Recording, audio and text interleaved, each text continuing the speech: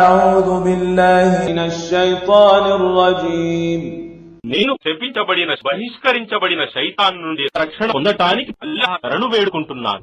يا أيها الذين آمنوا لا تلهكم أموالكم ولا أولادكم عن ذكر الله ومن يفعل ذلك فأولئك هم الخاسرون.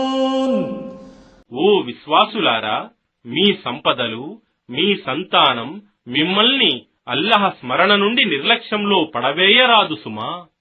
ఎవరైతే ఇలా నిర్లక్ష్యంలో పడతారో అలాంటి వారే నష్టపడేవారు. وأنفقوا مما رزقناكم من قبل أن يأتي أحدكم الموت فيقول رب لولا أخرتني إلى أجل قريب فأصدق وأكن من الصالحين.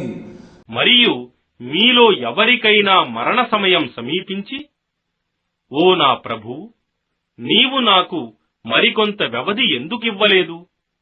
నేను దాన ధర్మాలు చేసి సత్పురుషులలో చేరిపోయేవాడిని కదా అని పలికే స్థితి రాకముందే మేము మీకు ప్రసాదించిన జీవనోపాధి నుండి ఖర్చు చేయండి.